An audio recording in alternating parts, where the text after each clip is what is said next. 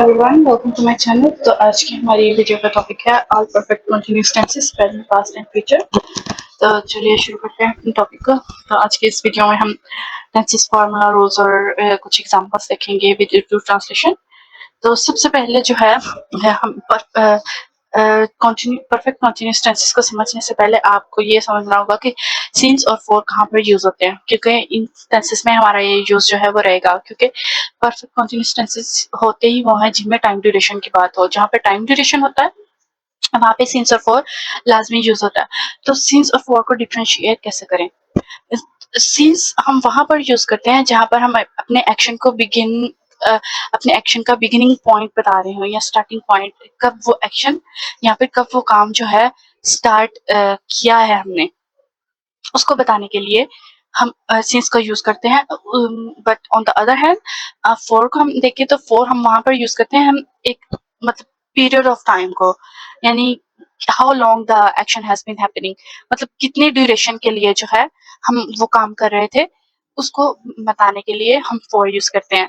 चलिए इसको सिंपल कर लेते हैं थोड़ा सा। तो यहाँ पर देखें मैंने आपको एग्जांपल्स के साथ समझाया है। सिंस को हम कहाँ यूज करते हैं, जैसे कि all days of week, specific years, specific date, month और यहाँ पे specific time of the day. जैसे कि एग्जांपल्स देख लें हम। सिंस मंडे मतलब ये एक स्पेसिफिक डे है वीक का। सिंस 1997 जैसे कि स्पेसिफिक ईयर का हम एक डिस्कस कर रहे हैं। सिंस 2024, सिंस 2025 या कोई भी स्पेसिफिक ईयर जब जहां पर आ जाएगा, जैसे 2024, 2025 ऐसे जितने भी ईयर्स होंगे उसके साथ हम क्या यूज करेंगे, सिंस यूज करेंगे। और इसी तरह हम कोई भी स्पेसिफिक मंथ या डेट और टाइम को हम जब आ रहे हैं, जैसे कि 3rd August is a specific date, तो हम उसके साथ क्या यूज करेंगे, सिंस यूज करेंगे। ऑन द अदर हैंड आप इस साथ के साथ अगर कंपैरिजन करें तो जर्नली अगर हम किसी भी डे की बात करें तो हम उसके साथ फॉर यूज करेंगे, like he has been doing this for 1 day, for 2 day. But on the other hand अगर हम उस स्पेसिफिक डे की बात कर लें, जैसे कि Monday Tuesday, he has been doing this since Monday और he has been doing this for 1 day. तो यहाँ पर जनरली डे की बात, जहाँ पर डे आ जाएगा वहां पर फॉर यूज होगा। जहाँ पर स्पेसिफिकली डे का नाम आ जाएगा वहां पर सिंस यूज करेंगे। इसी तरह स्पेसिफिकली जब जो है कोई ईयर आ जाएगा वहां पर सिंस यूज करेंगे। बट जनरली अगर हम ईयर या ईयर्स की बात करेंगे तो वहां पर फॉर आ जाएगा। Like he has been working in this company for 5 years, for 1 year. He has been on the other hand, he has been working in this company since 1997, since 2024. तो यहाँ पर भी आपको डिफरेंस समझ आ रहा होगा। इसी तरह टाइम की बात कर लें तो अगर स्पेसिफिकली हम किसी भी एक घंटे एक और की बात कर रहे हैं या एक टाइम की, लाइक 5 PM, 5:30, 5 o'clock, तो इस 9 o'clock, 6 o'clock या इसी तरह 5 PM, 5 AM, तो उसके साथ सिंस यूज करेंगे। He has been playing since 5 PM, he has been playing since 5 o'clock this morning. On the other hand, on the contrary, अगर हम फॉर के एग्जाम्पल लें तो he has been playing for 5 hours, he has been playing for 1 hour, he has been playing for 2 or 3 or ऐसे ही। Yeah, he has been playing for 10 minutes, he has been playing for 30 minutes, for 10 seconds, for 20 seconds, like second और minute का अगर generally जिक्र आ रहा है तो आप for use करेंगे। अगर एक टाइम स्पेसिफिक उसने बता दिया 5:30 PM, 5:40 PM, 10 PM, 10:30 PM, 10:40 PM या फिर 5 o'clock, 6 o'clock, 7 o'clock, तो उसके साथ सिंस यूज करेंगे। और on the other hand horse, minute और सेकंड के साथ फॉर यूज करेंगे। इसी तरह यहाँ हम देखें डे, एक जनरली हम डे की बात करें, he has been doing his work for all the day, for 2 days, for 3 days, तो उसके साथ फॉर। अगर हम उसी डे में स्पेसिफिकली किस मॉर्निंग, नाइट, इवनिंग का जिक्र कर रहे हैं, या like he has been doing his homework since morning, he has been doing his homework since night, तो उसके साथ हम सिंस यूज करेंगे। अब यहाँ पर आपको अच्छे से सिंस और फॉर का जो है फर्क समझ आ गया होगा। तो अब जो है हम बात कर लेते हैं अपने प्रेजेंट परफेक्ट कंटिन्यूअस टेंस की। सबसे पहले तो प्रेजेंट परफेक्ट कंटिन्यूअस टेंस क्या होता है? It is used to describe an action that started in the past and has continued over a period of time and still happening in the present or has recently stopped, but the effect is still relevant. इसका क्या मतलब है? मतलब कि एक action है या एक काम है जो पास्ट में हो रहा है, लेकिन अभी तक जो है वो कंटिन्यू है। एक period of time, limited period of time के लिए वो एक्शन जो है हो रहा था, लेकिन वो अभी तक कंटिन्यू है या फिर बंद भी हो गया, तो उसका इफेक्ट जो है still relevant in the present time. मतलब ज़माना हाल के अंदर उसका इफेक्ट या फिर वो काम जो है अभी तक कंटिन्यू है, लेकिन वो स्टार्ट कब हुआ था? पास्ट में कहीं पे स्टार्ट हुआ था। तो इसको उर्दू में भी थोड़ा-सा समझ लेते हैं। इसके जुमले में किसी काम के माज़ी में शुरू होकर अब तक जारी रहने का ज़िक्र होता है और आम तौर पर आखिर में रहा हूँ, रही है, रहे वगैरह आता है। अच्छा, यहाँ पर रहा है, रही है वगैरह जो है, ये तो कंटीन्यूअस में भी आता है, तो परफेक्ट कंटीन्यूअस डिफरेंस कैसे हो गया?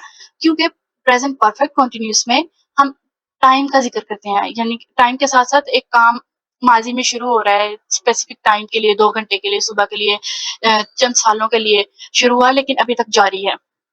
ठीक है, टाइम का ज़िक्र आ जाता है ना इसमें, तो फिर ये परफेक्ट कंटीन्यूअस बन जाता है, क्योंकि इसमें माज़ी भी है और हाल भी है। अच्छा, और टाइम ड्यूरेशन का ज़िक्र आता है, जैसे कि 2 घंटे सुबह से पिछले हफ्ते वगैरह। इसी तरह आप की पॉइंट्स अगर इसके देखें, तो यही है कि focus on the duration of time, not the result, and action linked to the past, link the past to the present, and a time expression like since, for, all the day, all the morning, to, or has been used. And helping verb क्या use होता है हमारे perfect continuous tense में? Present perfect continuous में has been और have been, और उसके साथ वर्ब की पहली फॉर्म के साथ आईएनजी। फ्लो चार्ट देख लें एक दफा। आइडेंटिफिकेशन क्या है इसकी? रही है, रहे हैं, और रूल्स क्या है? First form of verb use होगी, आईएनजी यूज होगा। हेल्पिंग वर्ब हमारा क्या है? हैज बीन और हैव बीन। और स्ट्रक्चर ऑफ सेंटेंस क्या है? अफर्मेटिव में सब्जेक्ट हैज, हैव बीन, उसके साथ वर्ब की फर्स्ट फॉर्म आईएनजी। नेगेटिव में हैज, हैव बीन के दरमियान नोट लगा देंगे, और इंटरोगेटिव में हैज और हैव बीन शुरू में लगाएंगे, फिर सब्जेक्ट, फिर उसके बाद बीइंग आएगा, फिर वर्ब की फर्स्ट फॉर्म आईएनजी, और उसके बाद जो है एंड ऑब्जेक्ट के बाद एंड में क्या आएगा? सिंस और फॉर और टाइम ड्यूरेशन का जिक्र होगा।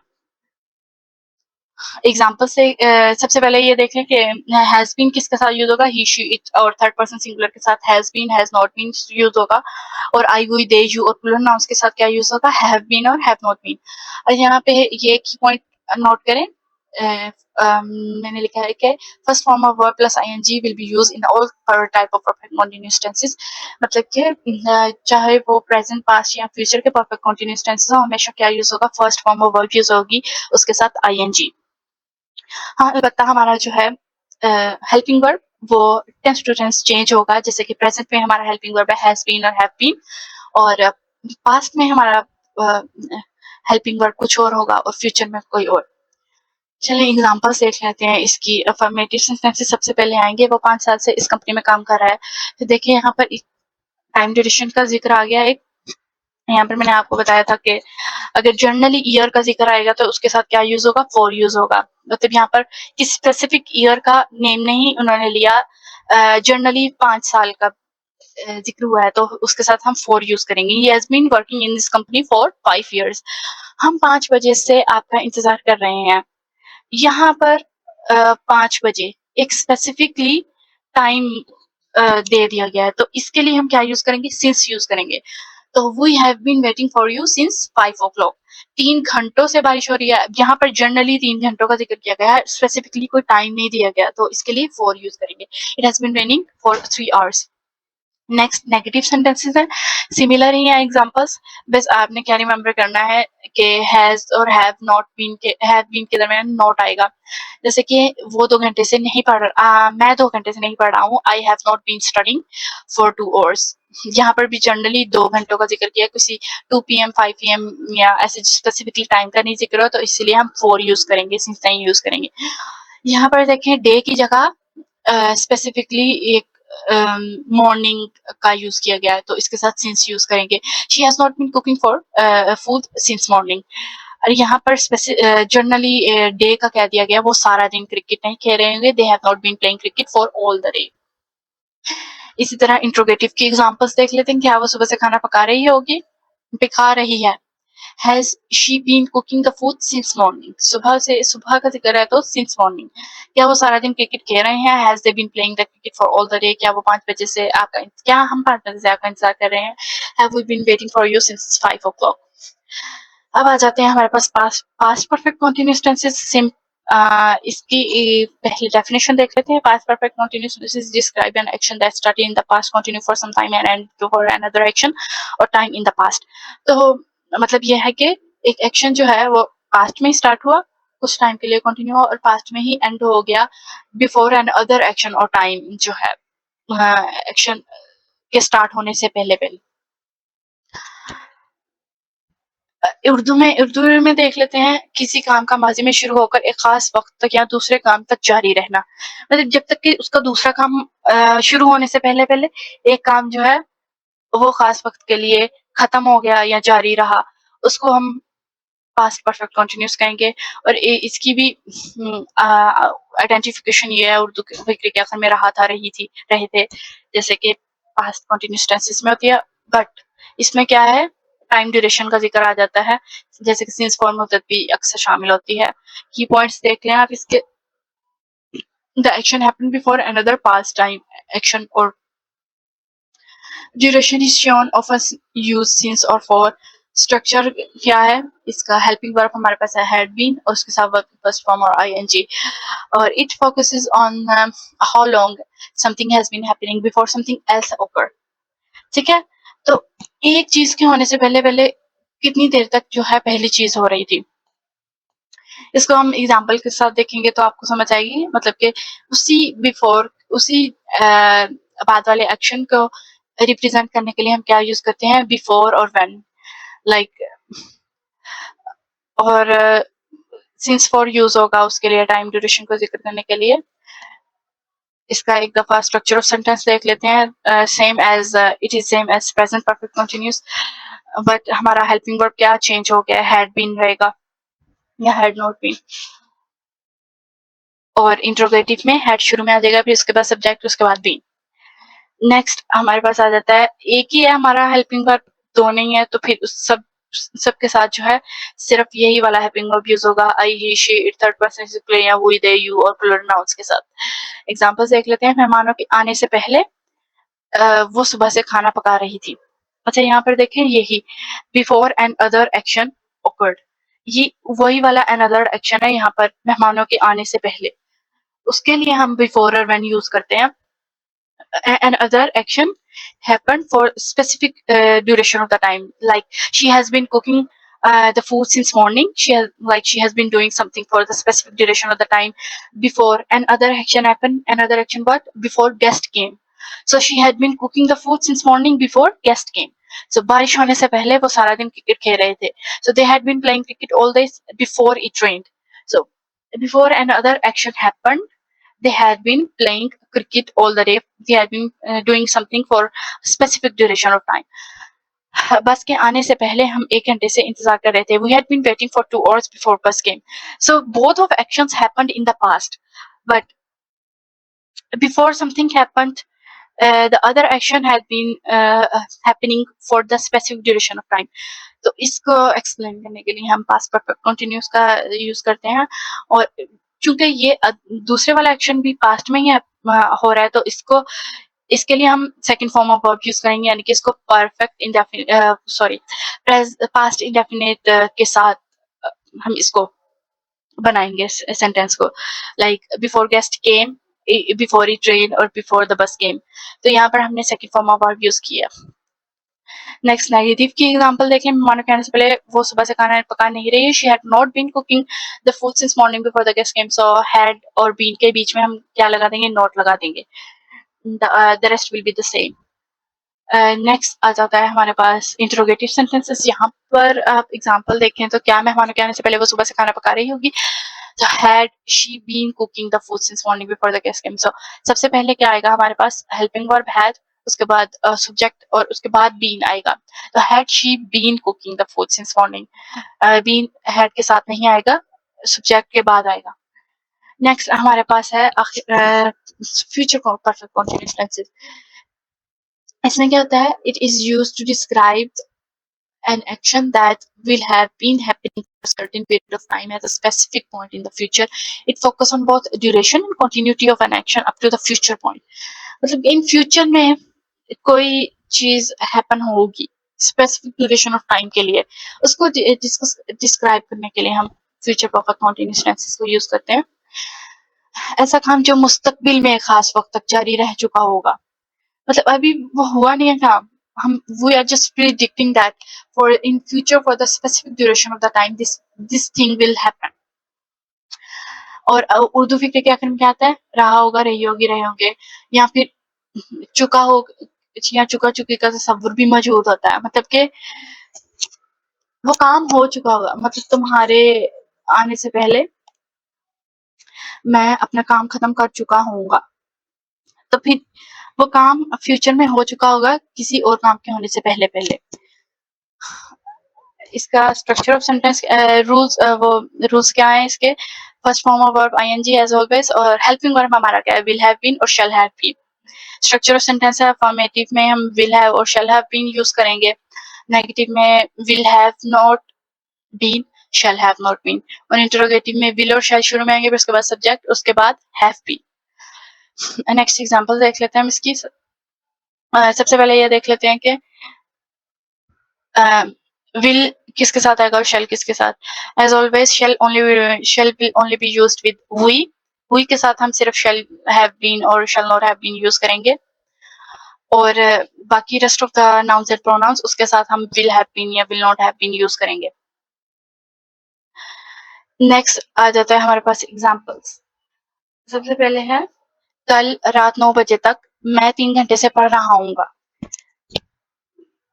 तो स्पेसिफिक टाइम से पहले पहले मैं अपना काम कर चुका हूँगा मैं फ्यूचर में, तो he will I will have been studying for 3 hours by 9 PM tomorrow.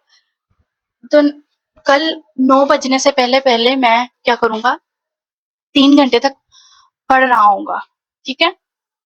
तो इन फ्यूचर किसी भी स्पेसिफिक पॉइंट या किसी भी स्पेसिफिक काम के होने से पहले पहले मैं अपना ये वाला दूसरा काम जो है वो स्पेसिफिक पीरियड ऑफ टाइम के लिए खत्म कर चुका हूँगा। जब हम पहुंचेंगे वो सुबह से खाना पका रही होगी, तो हमारे पहुंचने से पहले पहले इन फ्यूचर हमारे पहुंचने से पहले पहले वो खाना पका रही होगी, ठीक है। She will have been cooking food since morning when we arrive. अंधेरा होने तक वो 2 घंटे से क्रिकेट खेल रहे होंगे। They will have been playing cricket for 2 hours by the time it gets dark. इसी तरह हमारे पास नेगेटिव सेंटेंसेस आ जाते हैं। सेम एग्जांपल्स हैं, बट हमने ये रिमेम्बर करना है कि नोट कहाँ पर लगेगा। विल के बाद जो है, विल और शेल के बाद नोट लगाएंगे, उसके बाद हैव बीन लगाएंगे। एग्जांपल देख लेते हैं। कल रात 9 बजे तक मैं 3 घंटे से नहीं पढ़ रहा हूँगा। I will not have been studying for 3 hours by 9 PM tomorrow. जहाँ हम पहुंचेंगे वो सुबह से खाना नहीं पका रही होगी। She will not have been cooking food since morning when we arrive. Next इसी तरह इंटरोगेटिव सेंटेंसेस है। क्या कल रात 9 बजे से पहले मैं 3 घंटे तक पढ़ा हूँगा। Will I have been studying for 3 hours by 9 PM tomorrow. तो विल और शैल शुरू में आएंगे, फिर उसके बाद सब्जेक्ट आएंगे, और हैव बीन बाद में आएंगे। तो यहाँ पर हमने नोट करना है future sentences, future perfect continuous में हैव बीन जो है बाद में लग रहा है और नोट पहले लग रहा है। इसी तरह इंट्रोगेटिव सेंटेंसेस में भी विल पहले आएगा, फिर सब्जेक्ट आएगा, फिर हैव बीन बाद में आएगा, ठीक है। You have to remember this. तो यहाँ पर हमारे तीनों सेंटेंसेस खत्म होते हैं। हम एक दफा इसकी समरी देख लेते हैं। तो उर्दू में पहचान क्या थी तीनों सेंटेंसेस की। प्रेजेंट परफेक्ट कंटीन्यूअस की क्या पहचान थी कि जुमले किसी काम का माजी से शुरू होकर अब तक जारी रहना, और आखिर में क्या आएगा, रहा है, रही है। और पास्ट परफेक्ट कंटीन्यूअस में माजी में कोई काम शुरू हुआ है किसी स्पेसिफिक वक्त के लिए और दूसरे काम तक जारी रहना, और आखिर में क्या आएगा, रहा था, रही थी। फ्यूचर परफेक्ट में मुस्तकबिल में एक खास वक्त तक जारी रह चुका हो कोई काम, और आमतौर पर आखिर में क्या आता है, रहा होगा, रही होगी वगैरह। और स्ट्रक्चर क्या होगा, स्ट्रक्चर ऑफ सेंटेंस सबका प्रेजेंट परफेक्ट कंटीन्यूअस में हेल्पिंग वर्ब हमारा has, have been, has, have not been, और है नहीं इंटरोगेटिव में हैज और हैव बीन। इसी तरह पास्ट परफेक्ट कंटीन्यूअस में हमारा हेल्पिंग वर्ब क्या था, had been, had not been और हैड बीन।